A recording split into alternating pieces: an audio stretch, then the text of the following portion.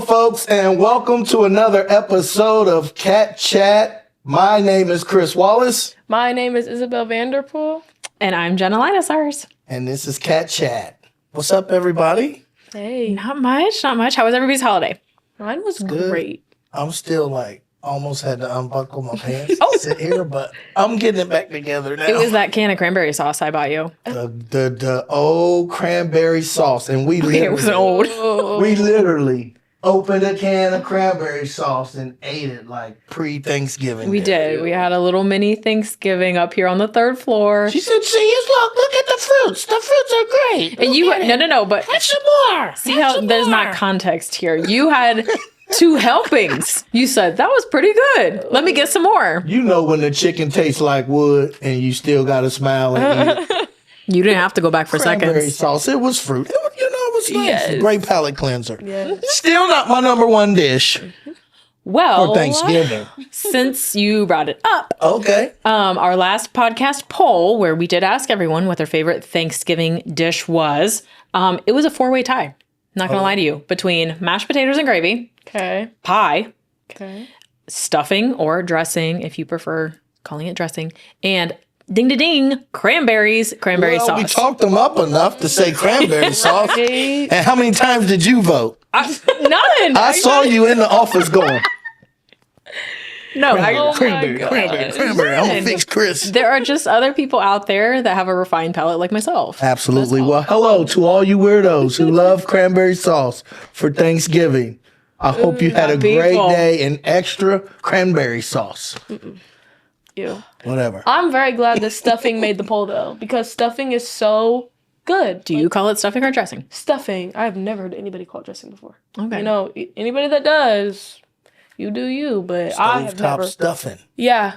That's what I thought too. No, but I got corrected. It's not stuffing unless it's stuffed in the bird. I'm like, Well, What? okay.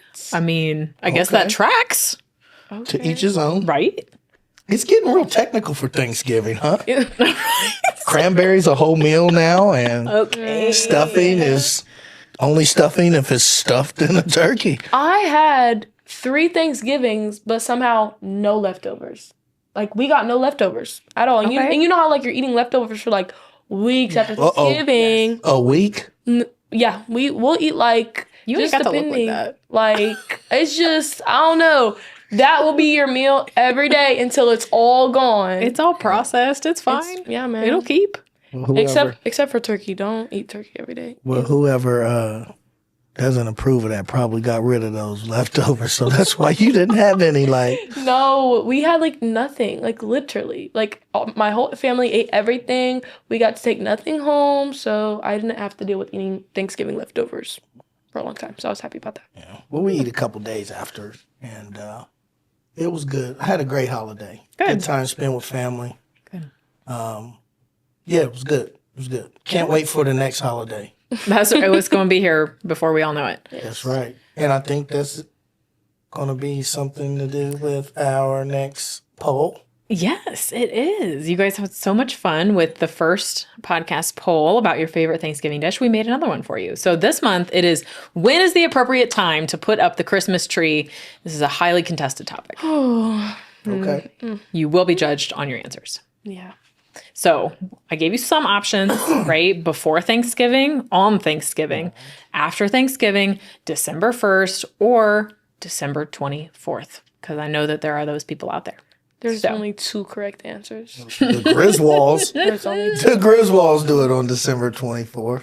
Oh my God. Just trying to put out Nice and something for everything. everybody there. Awesome. So that is this month's new podcast poll. You can vote for it at scsdoh.org/podcast poll.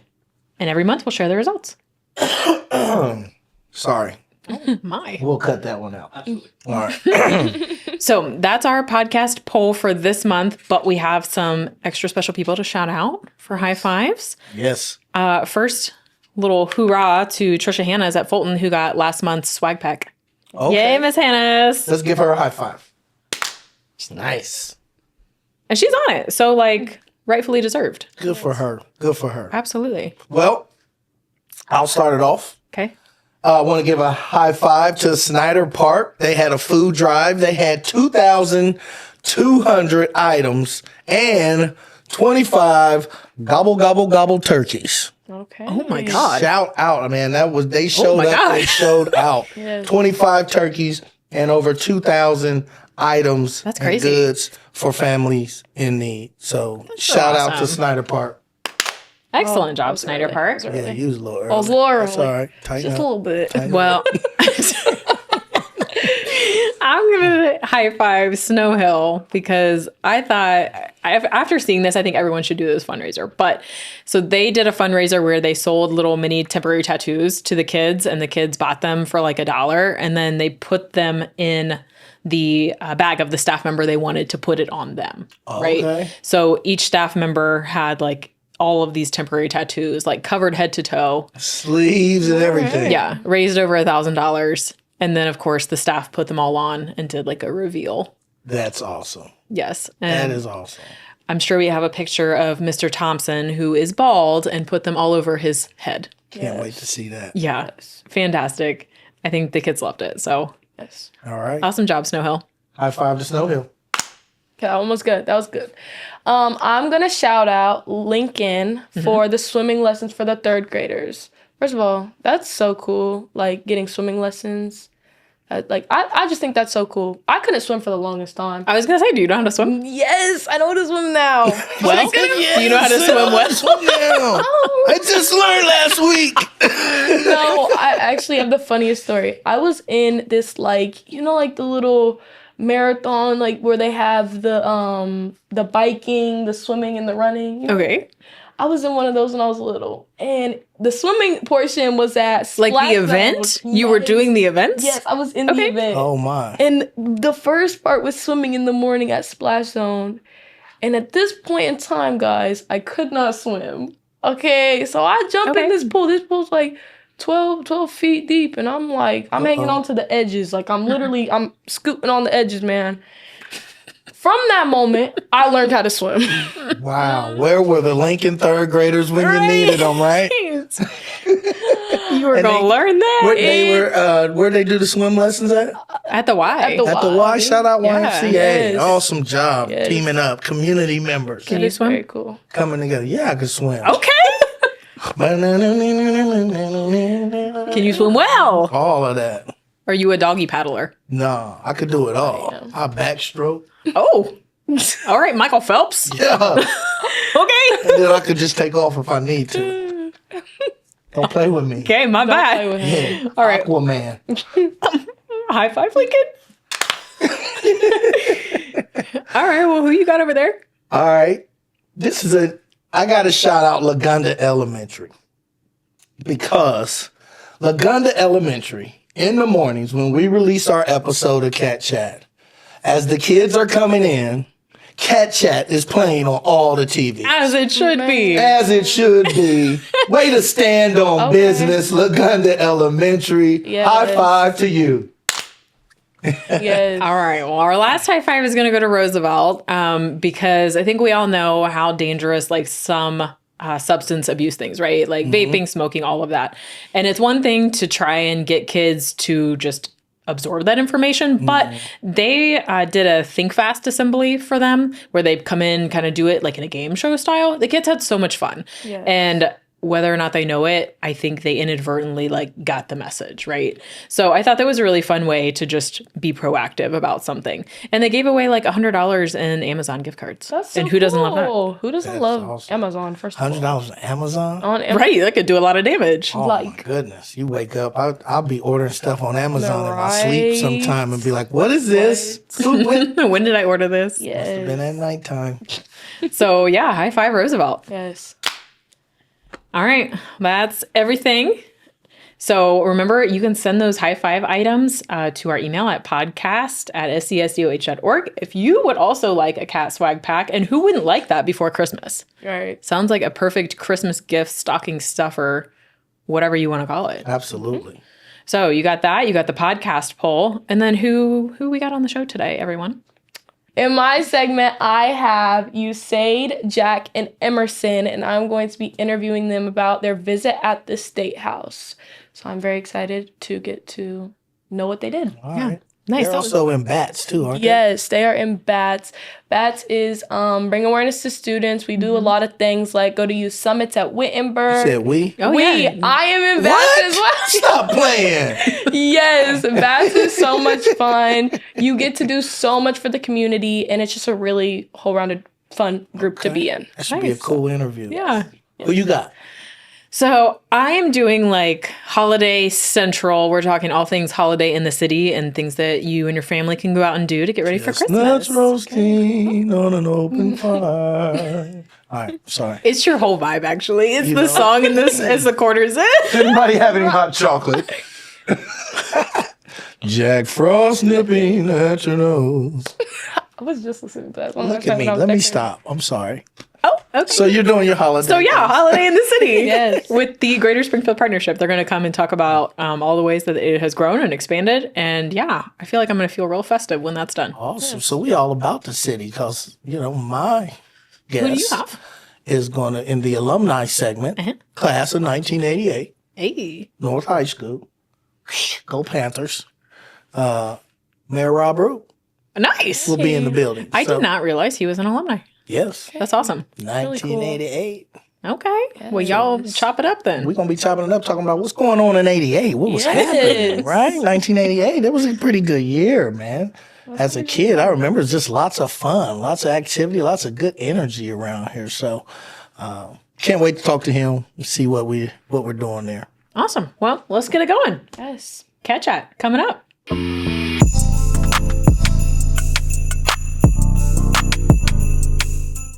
Welcome back to Cat Chat, everyone. I'm here with, Usaid. Jack. And Emerson. and today I'm going to be talking to them about their visit at the State House. So recently you guys went to the State House. Can you guys tell me about that? Yeah, I'll start. So a couple weeks ago, a few months ago, we were researching bills as part of a policy group that we have in a youth-led group called BATS. And so one bill we came upon was House Bill 172. And that one really stuck out to us as having a large impact on the students at our school and in our community. And so that bill, we learned, had not passed yet.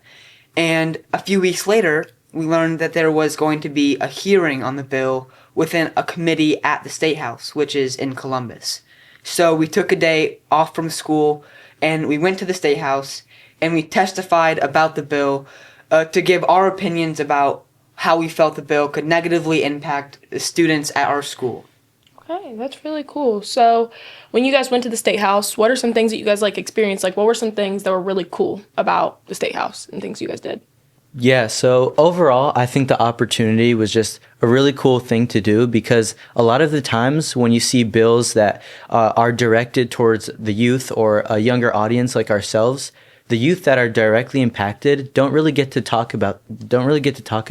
Mm-hmm. They don't get to talk about how it impacts them, their experiences with the bill, and what that could mean for their lives. So just for us as a youth group of the high school to be able to go and express our feelings and how we view the bill and how it would affect our lives directly was really cool for us. So yeah. It's really cool. So how did you guys start this? Where did you start from the ground to be able to go to the State House and actually build this up and talk about it?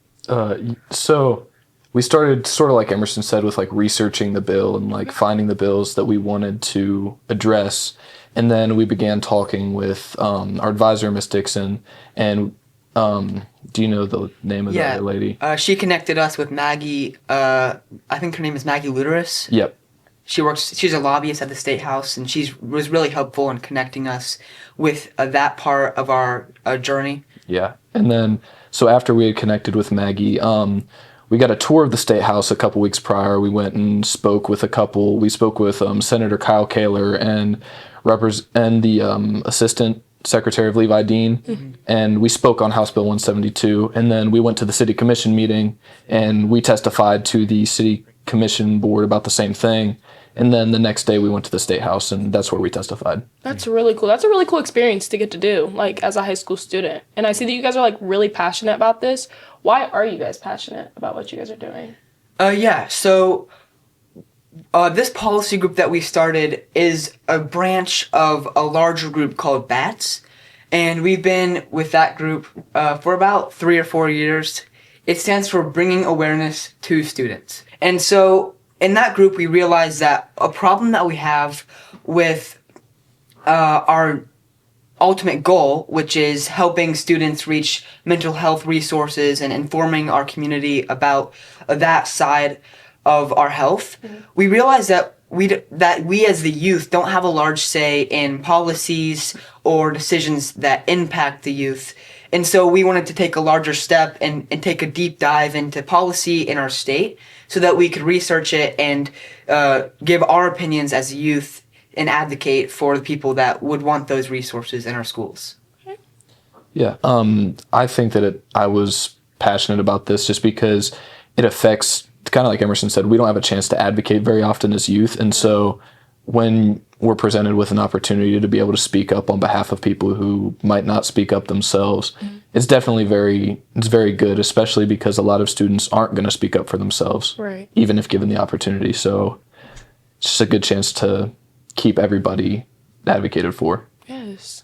Yeah, and I'm passionate about it because the bill is super like tailored and personal to the things that we experience at Springfield High and just the students in Springfield in general. I think that a lot of the students that I know personally, and I'm sure a few of us know personally, they're going through mental health struggles, and a lot of the times they don't have the support system that they need, like Jack mentioned.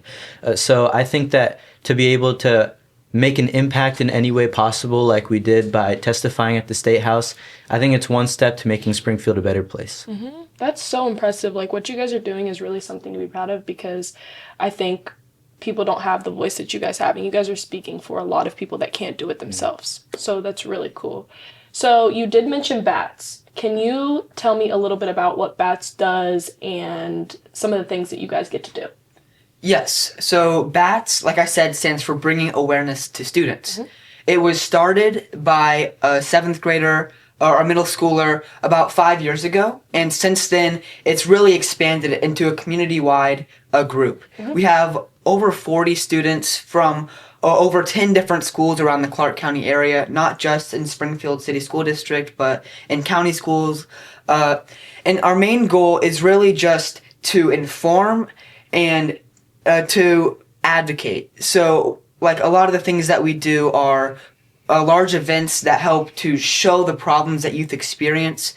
And so our main, I think what really makes us stand out is that we're one, youth-led. We have one advisor, Beth Dixon, that Usaid mentioned, and she is kind of like our guide, but we have our president and our leadership members, and we really take a larger role in making decisions for the group. And the second thing is that we're based in the arts. So a lot of the events and a lot of our students are connected to arts in different ways, like creative writing or dancing or music, and that helps us really expand our message into different ways so that we can reach a larger audience. Okay. What is something that you guys love about BATS? What's something that brings you guys together? I think something that I think we can all say that we love about BATS is just the fact we get to help people. We get to, connect with peers. We get to connect with people younger than us, older than us. We get to hear from a bunch of different people, and we go to places like youth summits out at Wittenberg, and we participate in a lot of stuff. And you meet a lot of really cool people, and you meet people from a variety of different backgrounds and variety of different experiences. So I think just the fact that you get to meet so many different people and you get to make a lot of connections and help people. Yes, that's so cool. What's something you love about BATS? One thing I love about BATS is the fact that all the students in the BATS organization, we all come from different places. We all come from different backgrounds. We have different experiences, but we all come together in pursuit of one single goal, and that's to make Springfield and a better place and bring awareness to the youth. So I think that that's probably my favorite thing about BATS. Okay. Yes. So thank you so much for talking to me about what you guys did at the Statehouse. Thank you so much for telling me about BATS. I think it's really cool, and what you guys do and the work that you guys do is really something to be proud of. It's very impressive. We'll be right back on Cat Chat.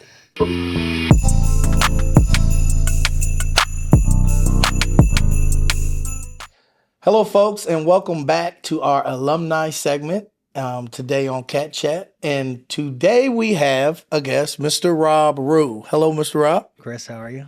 Good to have you. And this is the class of 88. 1988. 1988 South Yeah. High School. Yeah. Oh, North No, Panthers. North Panthers. North Panthers. I got a little bit of both in me. Sometimes Yeah, that's North all right. blurts out, sometimes South blurts out. But it's nice to have you. Welcome. No, I'm glad to be here. Thanks for asking. Good. Let's get right to it, man. Yeah. Tell me a little bit about 1988 and what it was like being in high school 1988. in 1988. Why does it feel so long ago? Because it was. It was just a was. long time ago. Okay. I want to say, I really feel like we had a good class all the way through.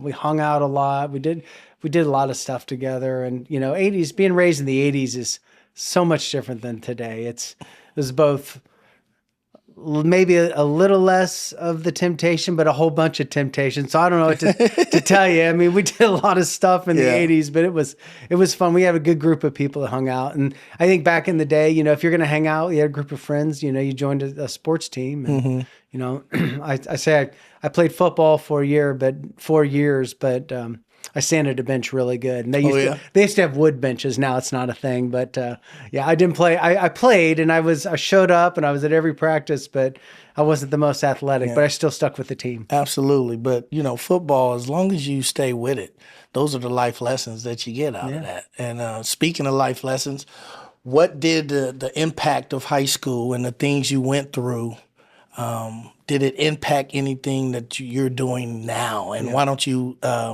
elaborate a little bit on where you're at now here in Springfield? So I would say my experience in high school definitely instilled a love for my community. I always knew I was going to work in my father's business as a funeral director. And that was my path since the earliest age I can remember of 8 years old. So it was always my path to finish high school, obviously go on to college, obviously, and then mortuary school. So, but just being involved, I was involved in an early age with different things, and I worked in my business forever since I could wear a suit. So I was always in the community, and so I saw a third of my class at least leave Springfield for jobs.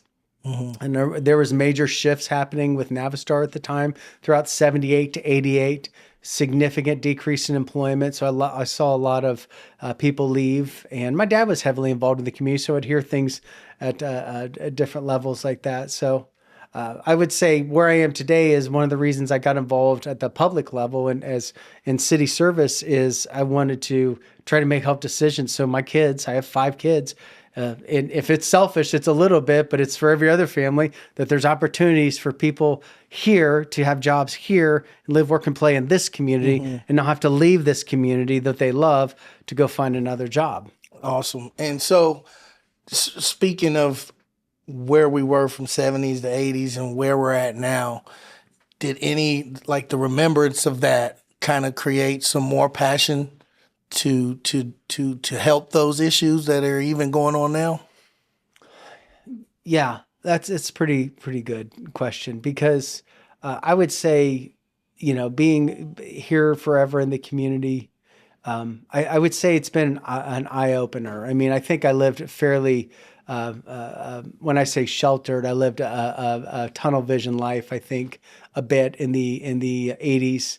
And throughout the 90s and 2000s, my eyes definitely opened up to the rest of my community. And, you wish you could go back and have a broader view of the community, a more diverse and caring community, mindset. But it just took some growing up. And so that's what I would say would be the difference then and the difference today is we need the entire community, where then maybe at my age and immaturity at the time, did not see the value of the entire community. Okay. Share with us a little bit about any fun or fond memory that you had attending North High School. So do y'all do senior pranks still in high school today? Yes, they do. So yes, they do. We had a memorable one. So we were really good friends with the librarian, believe it or not. Not because I was a studious, but our class was, we just got along with a lot of the teachers. Mm-hmm. So we were the class, if you've ever heard this, at Springfield North High School, that took every book off the library shelf and formed an 88 in the middle of the floor. In the library? Uh-huh. And I can tell you that the librarian did not have a good day the next day because somebody had to let us in. Wow. And the administration did not like that, but she's like, we got to redo the library anyway. So we did it. And that was something. That was a good one. But I actually have a football story. Okay. There was this whole Kurt Herbstreit played when I played for Centerville. Nightmare on Herb Street. I was at that game. You were part of Nightmare on Herb Street. Nightmare on Herb Street. Oh, boy. I actually got in the game. Okay. Which is, a feat sometimes. And I always say I went down in a tackle with Kurt Herbstreit in the tackle. I wasn't the one taking, but I always went down the pile. So I said I had a finger hold on a shoestring tackle of Kurt Herbstreit. So you was on the assist. I think I was over here doing You this. was on just to the get in. assist, right? You was on the assist. He actually talks about that in his book, Out of the Pocket. Yeah. The whole experience at North. He said it was actually a nightmare on Springfield North High School. It was. I remember those the stat line night with Kurt. Just going back, looking at it and reading about it. Why don't you tell me about a couple of mentors coming up that impacted you and making you the person you are today? Well, I mean, I think it'd be remiss not to bring my dad into that equation. My dad was somebody I always looked to, always wanted to emulate at some level. And so because I had professional goals to do what he did, I probably looked to him a lot at that place. And there were a lot of the people that I got mentored by were around the business I work in today. That's probably something that I may have would like to, when I look back, would like to have had outside mentorship. I knew there was a couple friends that maybe took interest, but I don't think I really gave myself to a lot of mentorship, peer mentorship. A lot. So it was usually around the profession. There were some good counselors that came alongside me even into college, but counseling in school and things like that. But yeah, I can't really point to an act. I see the need for mentorship. I see the need for adults caring for individuals and kids and things like that. But yeah, I wish I had a better mentor story. Wow. So it's family mentorship. You stuck to the rivers and lakes that you were used to, basically. That's a good way to put it. And in hindsight, you said you wish you probably would have had the opportunity, broadened your horizons. I've heard that in some of your questions as we've been going on. Yeah. Tell me about. Okay, we talked about high school. Let's talk about elementary. Yeah. If you went to, I wasn't sure if you have or not, but if you went to a Springfield City School District elementary, what are those memories? And was there a person, a teacher, staff member that impacted you that you can remember? Okay. I hope I remember his name, our coach. I went to Simon Kenton Elementary, kindergarten through, I think we were in the transition, so it was to middle school.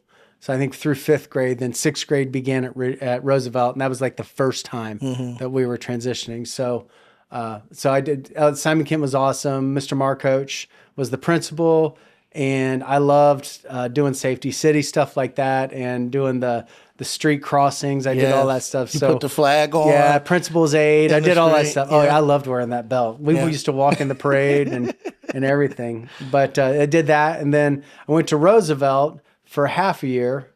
And I remember taking music, and Mr. Cimarelli was the music teacher. And I remember carrying a cello home from Roosevelt Middle School to Balsam over on Spartas, where I grew up. But then I I left halfway through, just couldn't keep my mouth shut. And so a teacher had a lot of detentions. And so I ended up going to Ridgewood School for 2.5 years and get some smaller classes and help me get through some tough middle school years. Middle school teachers, you have to me a fast pass to heaven, because that is a tough age. Yeah. My goodness, I knew me. So you didn't lose too many recess time. You didn't lose too much recess time. I lost a lot at Simon Kenton. You lost a lot at Simon Kenton. No, not too much at Simon Kenton. But middle school, yeah. Because I think I got those many at Ridgewood too. But anyway, I just wish I could keep my mouth shut. But hey, I'm sure some people can have fun with that. Just like to talk. Good. I won't hold you long. We're about to end this segment.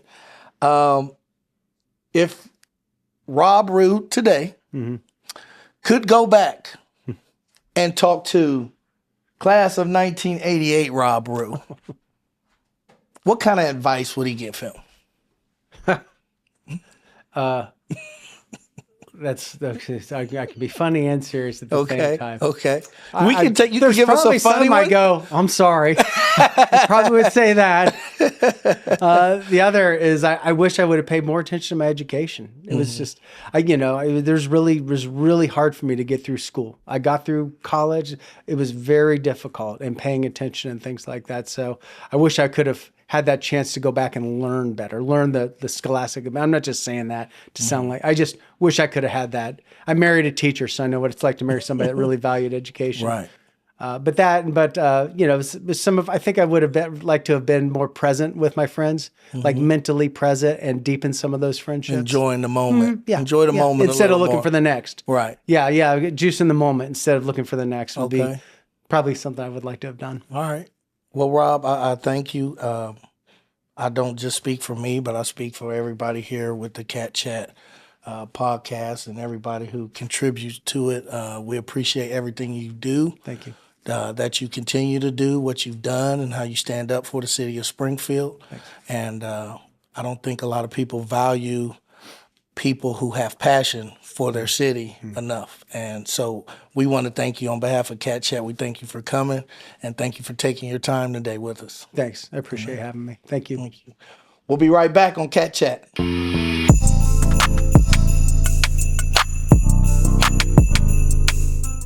Welcome back to Cat Chat, everybody. We are in full holiday mode today, and I'm really excited to be joined here with Christina Jarrell from the Greater Springfield Partnership. Thank you so much for coming on. Yeah, thank you for having me. I really appreciate it. This is such a fun time of year for everybody, and so I'm really excited that you have brought all things holiday in downtown Springfield for our families and our students. So this has to be an exciting time for you guys too. Oh, yeah, this is something we start planning, I would say, probably in May, June, like getting the ideas, and then it's just like hardcore from like September until now, like planning everything, talking with all the partners, making sure everybody has something to fill up 6 weeks. It is not easy to fill up a 6-week calendar of events. That's a little difficult, but everybody pulls in and it helps a lot. Yeah, absolutely. I mean, and Holiday in the City specifically has expanded so much in the past few years. I mean, like you just mentioned, 6 weeks of holiday fun. So there's going to be something for everybody. Yeah, so just a little kind of background. So we always call it 5 weeks of holiday fun, but we actually have a 6th week this year because we have a 6th weekend in there for ice skating. But Holiday in the City is run by the Greater Springfield Partnership, which is a partnership between the Chamber of Commerce, the Community Improvement Corporation, and Visit Greater Springfield, which is where I kind of come out of.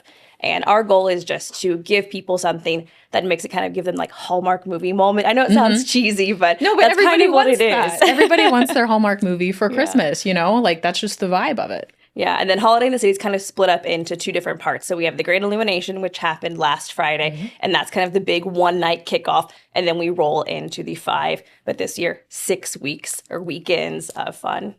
So exciting. And from being an attendee at Holiday in the City in years past, it just gets you in the mood, right, for Christmas. Like, it's like, all right, I'm ready to put up the tree. I'm ready to hang the stockings and do all the things. And even talking about the grand illumination, that has expanded, right, with the addition of the drone show and, you know, some other things. Can you talk about that? Yeah, so we have expanded it quite a bit. It, like everything, kind of took a step back during COVID, and now we're trying to bring it back in full swing. So this year we brought the Ferris wheel back, which everybody loved, and that was sponsored by Legos and Legos and by Bushnell Event Center. So that was completely free for all attendees, thanks to those 2 businesses. Nice. And then we added in the Mini Himalaya, which is kind of like the winter themed like roller coaster. That was sponsored by Jeff Weiler Auto Mall and Jeff Weiler Toyota Springfield, which was great. So that was also another free thing you could just come out and do for fun. Then we brought back in the parade, little by little. We had pieces. We had some fairgrounds, or the fair ambassadors, I think is what they're called. Yeah, fair ambassadors came out. We had a bunch of them. Kylie Corbett was the queen. She kind of led the charge in gathering everybody up, which was super great. We had the Nutcracker kids. We had horses from Royal Creek Farms, which was amazing. Then all like Western Saddle is super cool to have them out. And then we had Northwestern Marching Band was back out again this year. They always come out. They are like our favorite band because they're like, we will be there. We will brave the cold with you guys. So that was fun to have them kind of kick off the night. And then the drone show, I think it was better than last year's, honestly. They had a really good music track to it, and we expanded it just a bit with a bit more fireworks before, a little during, and then like a big one afterwards. So I think that was definitely a plus for this year. The fireworks and drone show was just a bit bigger, and that's kind of the goal, is every year it's just a little bit bigger. Right. So now that we've kind of moved past grand illumination, like what are some highlights for you of events coming up that people can go to? What are some of the favorites? The biggest thing that's going to last the entire 6 weekends is the ice skating rink. So the ice skating rink, it's $5 to skate. That includes your skate rental, which is incredibly cheap. Like some place in Columbus, like $15, $20, which is insane. Like it's ice skating outside. And this year we've actually added in a warming tent, so you can kind of step inside. Oh, it was like one of the things I was like, I need a warming tent for these people because it is Ohio winter. Right. So we have a warming tent. It will not be a 68 degrees, but it definitely takes the chill off. And then we've also added a concession stand. So it has hot chocolate, which is donation. Perfect. So the nonprofits who run the ice rink, whatever money you give to them for hot chocolate goes straight to their organization. And then we just have kind of chips and candy to make it a bit more convenient when you're down there and like, oh, I want to like snack on some popcorn or like a chocolate bar or have hot chocolate while I watch my kids skate. That was a big thing for us this year. Then we did get new skate assists, which are a bit more sturdy for people to use. And those are $5 per hour to rent. That way everybody gets a chance to use them. And then something else with the ice rink, I mentioned the nonprofits. We do a 50-50 split with them. So they are getting money for running it. So every time you go and skate, you are helping that nonprofit fund their mission. And it gets them out in the community. They get to make connections. It's super great. So hours for the ice skating rink are going to be Thursday from 5 to 8. Then we do Friday, 5 to 9, Saturday, 5 to 9, and the change is Sundays are daytime skates now from 1 to 5 p.m. Just to kind of see if it's, go to brunch, go have some lunch, and then like come over and skate around is the idea. So that's the one big thing that will last the entire time, no matter what, between all the other events we have coming up. Awesome. I love how it's like mini Rockefeller Center vibes, like that's what we're aiming for. We aim high. No, it's so fun. I think it's been a great addition the last few years. What are some other favorite events, that tend to be crowd pleasers? Yeah, so I brought my calendar with me because the amount, you guys will see these, like, check this out, like, on social media. We have it on our Instagram, on our Facebook, and you'll see these up around town and at different places. This has kind of all of the things that have been submitted. This is not an exhaustive list. There are so many more things going on, but this is kind of in the general downtown area and just kind of partners we've had for a long time. If anybody wants to submit more events, like, bring them on. I would love to have, like, so many that I can't fit them on a calendar next year. Like, that would make me super happy. So there's lots of things going on. So on December 5th, we have the Yuletide celebration, which has hot chocolate. They do like marshmallows. There's some shopping that you can do. They also have holiday displays. I think they're doing their postcard displays, if I'm not mistaken. And then they have Santa down there at the clubhouse at Snyder Park. That's 5 to 8 p.m. on December 5th. Then we have a whole bunch of other things. Something that's been incredibly popular is the armbar pro wrestling that they have at the Metropolis. So it is called Jingle Bell Brawl, and that's at 7 p.m. That has turned out to be a very fun, family-friendly event. Apparently having this arm wrestler, the pro wrestling, armbar pro wrestling come in. People seem to absolutely love it. I haven't had a chance to make it down yet. That's an interesting one. But I think it's going to be fun. They've had them like over and over, and I've talked to people at the Metropolis, and they're like, no, this is like a blast, and it's super fun. Like all ages and everything come, which is super nice. Then kind of the big draws, of course, is SantaCon. SantaCon, I think, is that one event that has turned into something massive, and that's hosted by Greg Rogers in conjunction with United Way and Mother Stewart's Brewing, and it's super fun. Like, he has so many things going on. There's Friday night events, there's the big Saturday night event, so there's something for everybody in there to do. Then you have the Nutcracker, which is their 36th annual production this year. That's going to be at Kuss like it always is. That's going to happen on the 12th and the 13th. So they're doing 2 shows, which I think is what they've been doing the last couple of years just to make sure everybody can make it. And it's a classic. You have to see the Nutcracker. Absolutely. Yeah. Absolutely. It's the holidays. So why do you feel like, Christina, you guys have invested so much time, right? When you talk about the planning, right? Planning this all the way in the spring and adding more events, what does that say about how you guys have prioritized this event and, what it means to the community?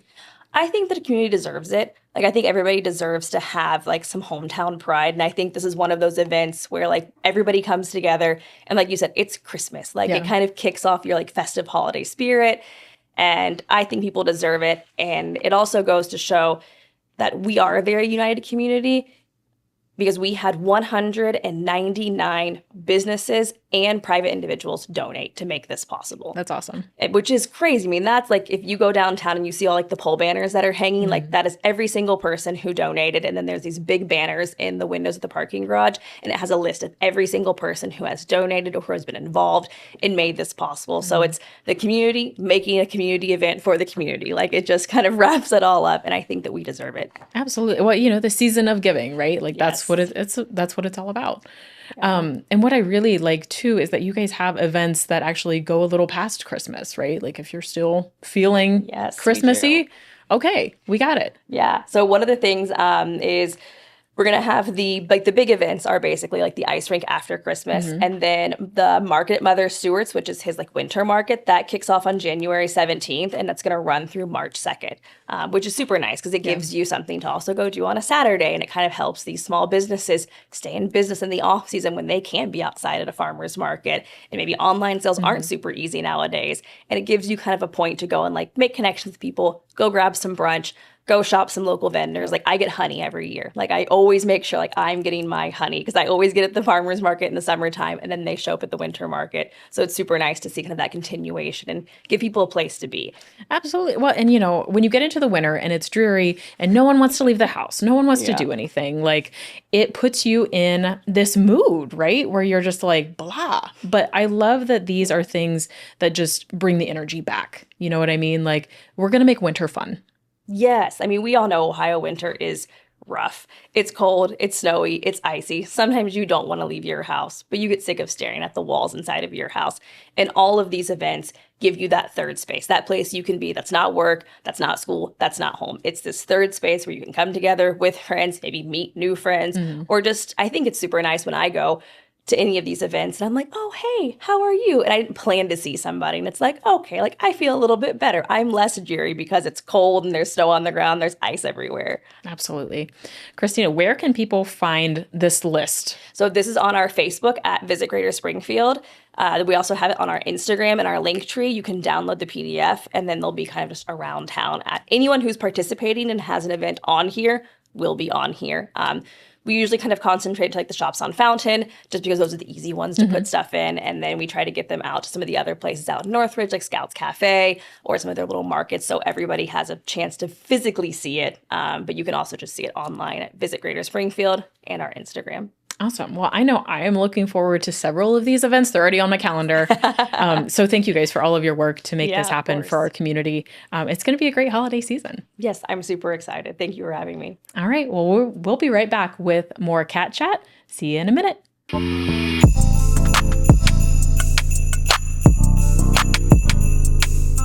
Hey, everybody. Welcome back to the ending of Cat Chat. First of all, Merry Christmas, everyone. Yes, Merry Christmas. Christmas. Merry Christmas. Merry Christmas. Merry Christmas. Merry Christmas. And Happy New Year. Yes. And Happy New Year. We won't have another episode until 2026. 20s. We should have brought some hats on. We should have next year. Too late. Merry Christmas. Yes, Merry He ain't Christmas. said nothing the whole show. He ain't said nothing the whole show, but whatever. Yeah, we just forgot him in the intro. Whatever. didn't we? Because he over there with a stank attitude. He ain't He's talking. just here for the vibes. He Yeah, doesn't need little to stank. contribute anything else. All right, Stank. You stay over there then.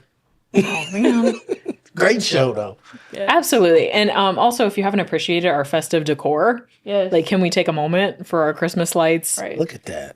John Wallace really doing it up for us here. I thought the Griswolds came in here and decorated. I didn't know, man, but John Wallace, he's the cousins of the Griswolds, right? Yes. So I thought it was a great show to end the year. Yes. 2025. Yes. Real interesting to see the circle of life for Mr. Rue, of where he was at, things he were doing, and how he navigated into politics as well. So Absolutely. pretty cool. Well, I was telling Christina in my segment, I'm already hyped to go to SantaCon. Like, that's on my calendar every year. Yes. Just a standing invitation. I'd love to see Chris on the outdoor ice skating rink, honestly. I'm a little too pigeon-toed. I don't know if you see me walk, but I'll be skating this way and this way. I don't think I can do that. I might slip and slide on there. I'll They have the volunteer. little ice scooters. Yes, yes. Those are so. That's almost equivalent to eating a whole plate or bowl of cranberry. So, no. We've moved on to Christmas. Right? Okay. You can't. Merry Christmas. Oh, Merry Christmas. I'm sorry.